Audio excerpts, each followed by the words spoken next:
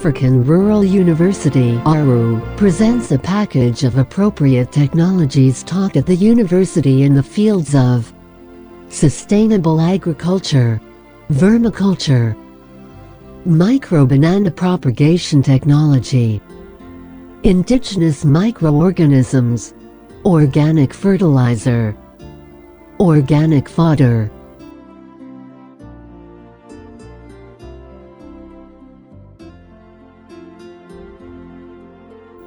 Water and sanitation, rainwater harvesting, domestic water pumping, water lifting by a hydraulic ram pump,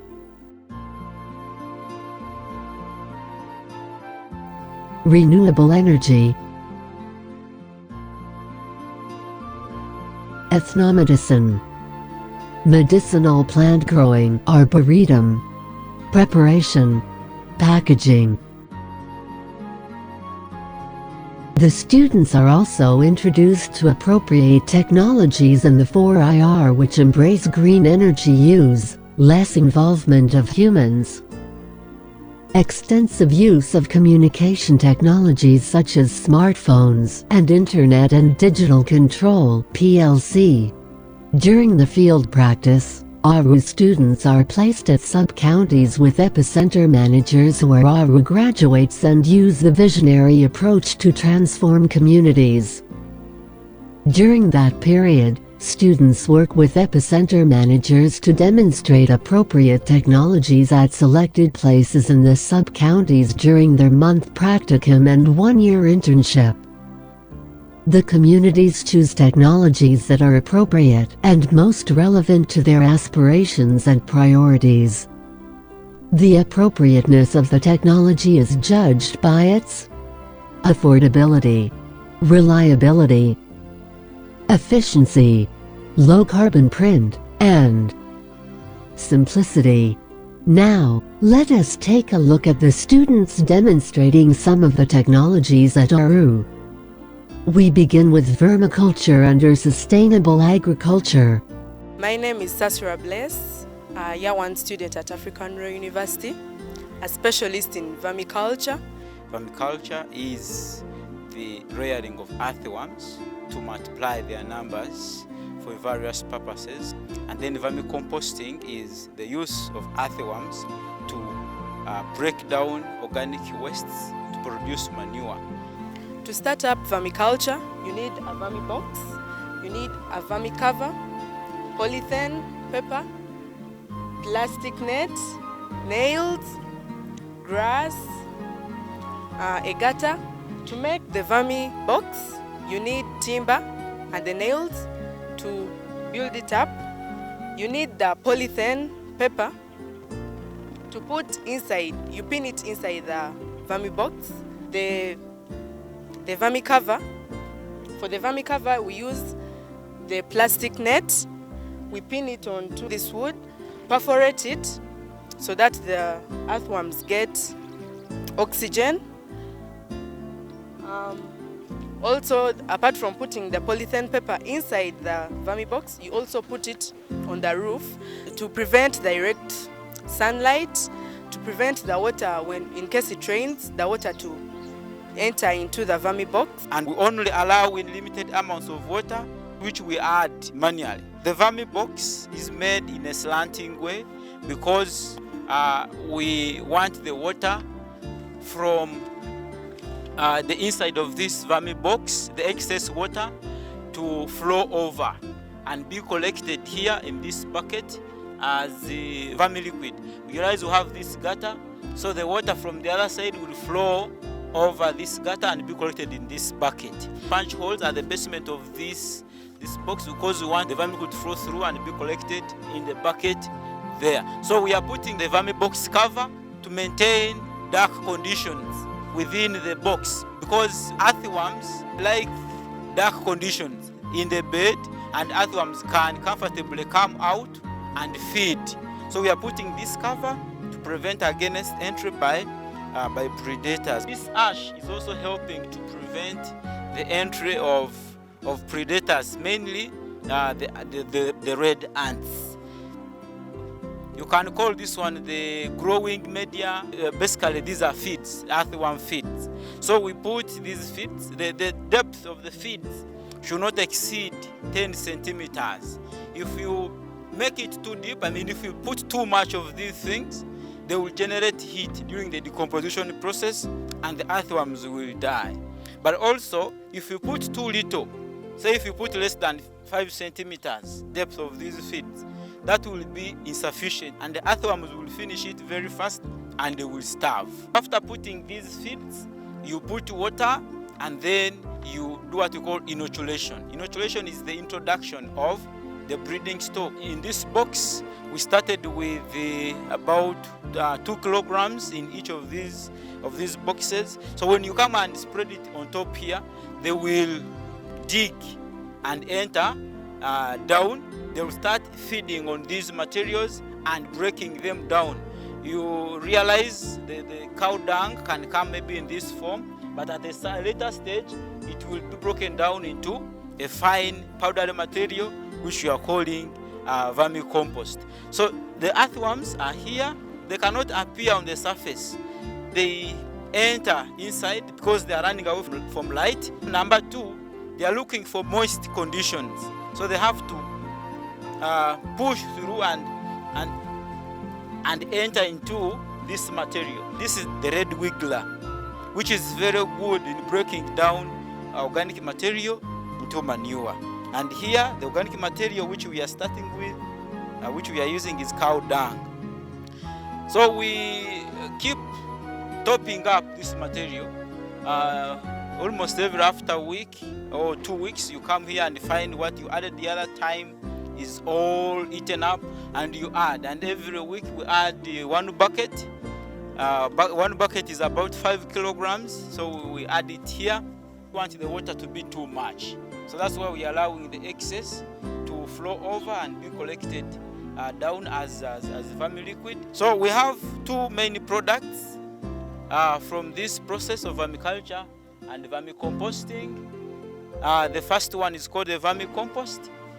This is the vermicompost that has already been processed by our earthworms. This one is ready to be applied in the garden. Here I'm going to show you how we add vermicompost to our crops. This is the vermicompost that I harvested from the earthworms as the byproduct. So I use 2 cups on every plant. And when I'm adding, I don't put directly on the plant, but far like 1 foot, because the roots are not directly on this plant, but they are this side. So after applying the manure, I cover it with soil such that it is only consumed by the plant. Then this is the vermiliquid that we harvested. I also use 1 liter. I add this water such that all my manure is diluted and it reaches the plant very well.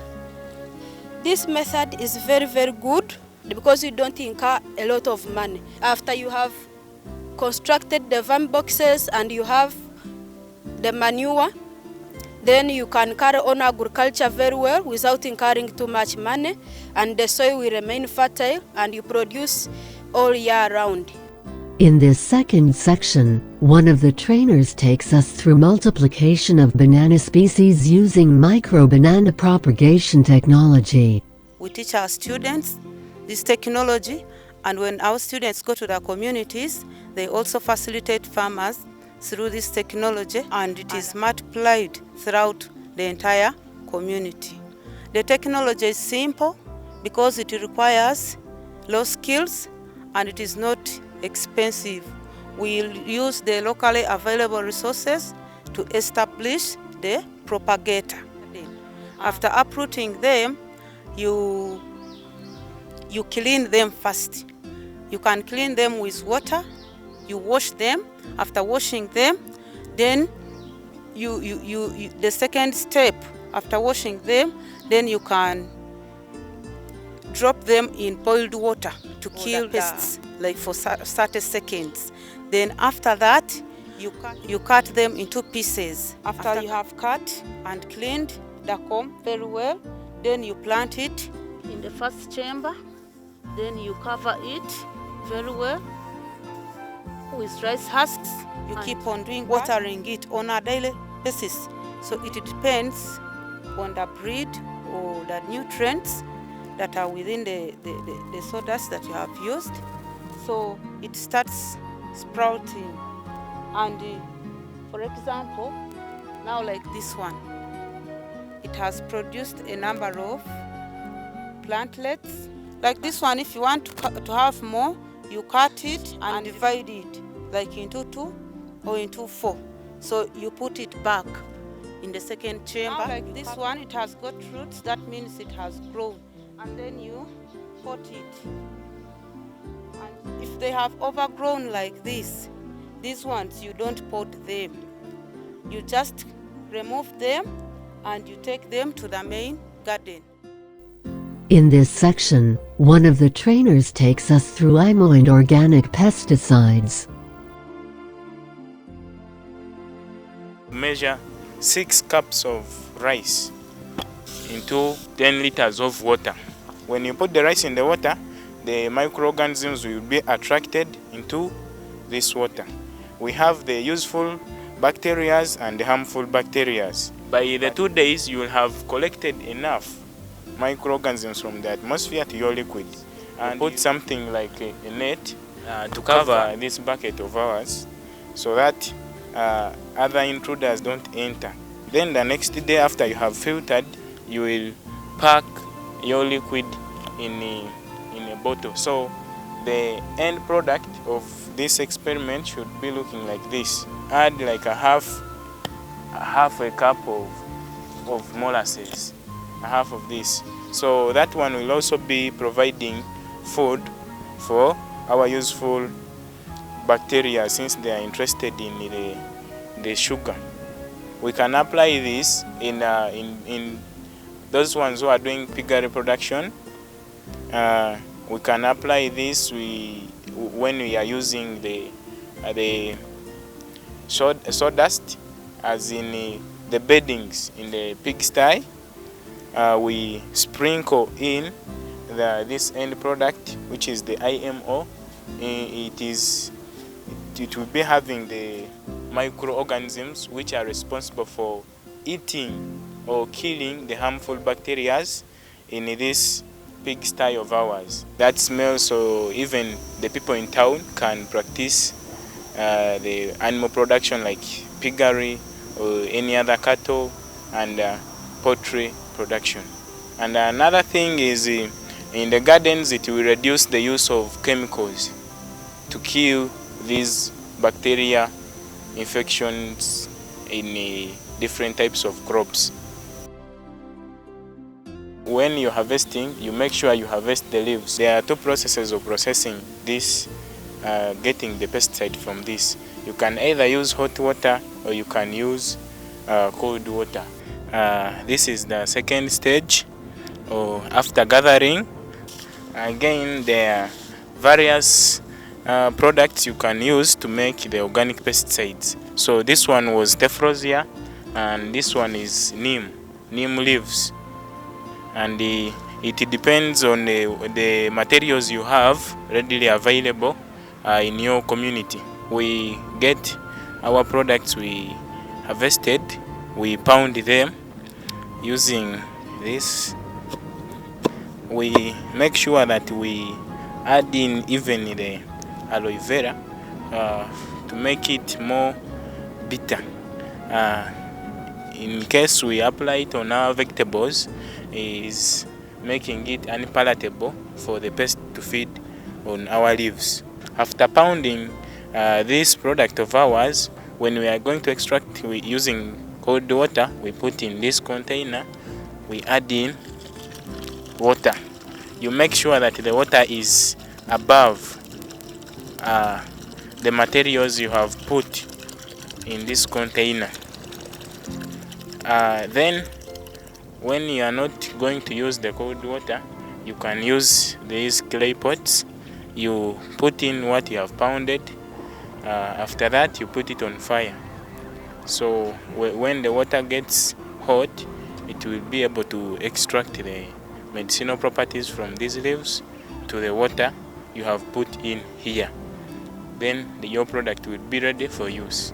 Like I told you, there are two methods of extracting medicinal properties from plants. One was using cold water, and another one is using hot water by boiling. So this is our neem tree. We add in aloe vera.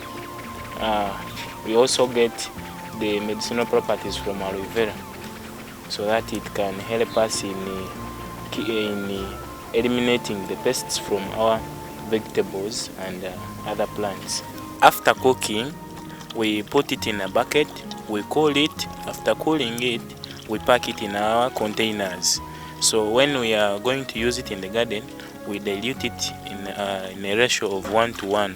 So if you have like 2 liters, you get 2 liters of water, you dilute it with this concoction or solution. In the next section, Jennifer explains hydroponic fodder technology.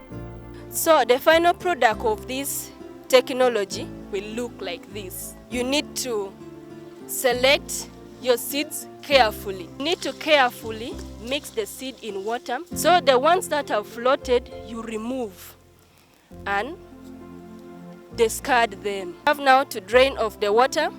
So after soaking in a sterilizer, you have to remove the seeds and put them in clean water. After the 24 hours, you will now remove the seeds and put them in the germination bag, where they will take about 3 days. The 6th step is planting the seeds now in the trays.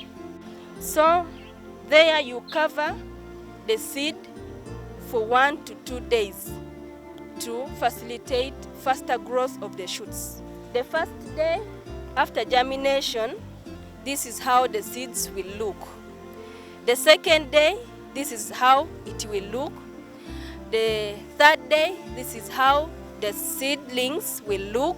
And on the 9th day, it will look like this and probably ready for harvesting to feed the animals. Okay, here we are at Aru Dairy Farm. As you can see, they are enjoying.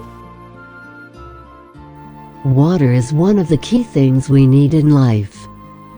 In Uganda, there are mainly 2 rainy seasons that come with plenty of water.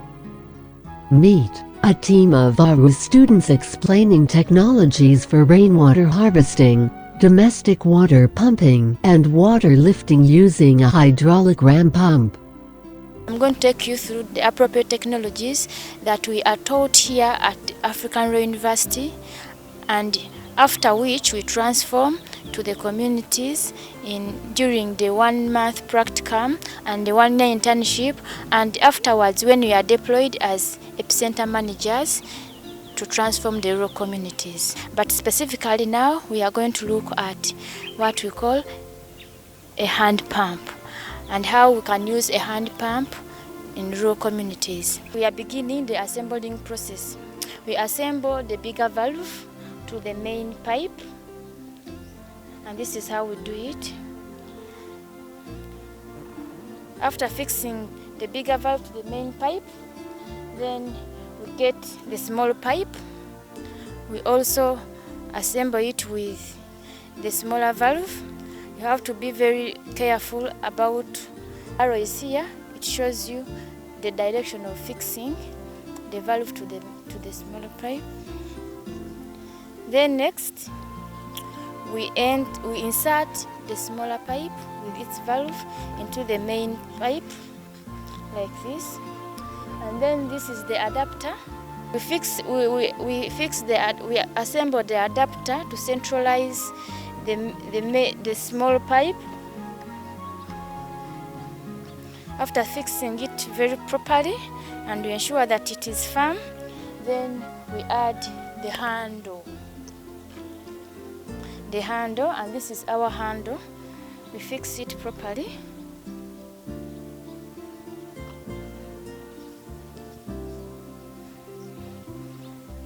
And the whole process is now done. And now we are going to demonstrate it using our drum where we fixed water.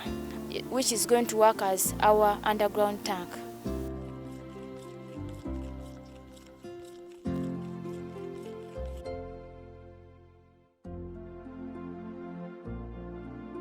We are going to take you through an appropriate technology where you can tap water from a flowing water source using a ramp pump device.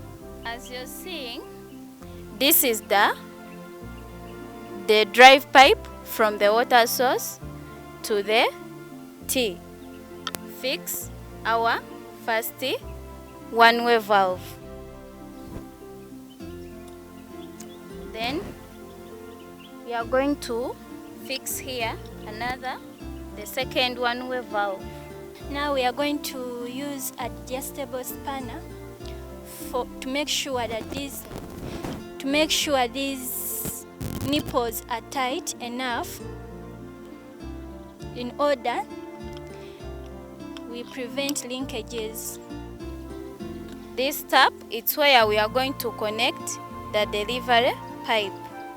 After fixing the tap, then we are going to fix the hair reservoir up on the T. This hair reservoir must be tightened very well in order not to leak. Also, you have to make sure here on the top here it is tight enough so that the air inside here should not move. Our ramp pump is ready to make action. We conclude with ethnomedicine at Aru as Grace and a traditional wisdom specialist, TWS. A trainer at Aru explained the technology using the University Arboretum as the laboratory. This Rikaku thing is a very important component because when you are processing medicine for hypertension and diabetes, you use a combination of these three medicinal plants available now. You break the branches, these ones we are holding. Then you remove the leaves because you are targeting the leaves.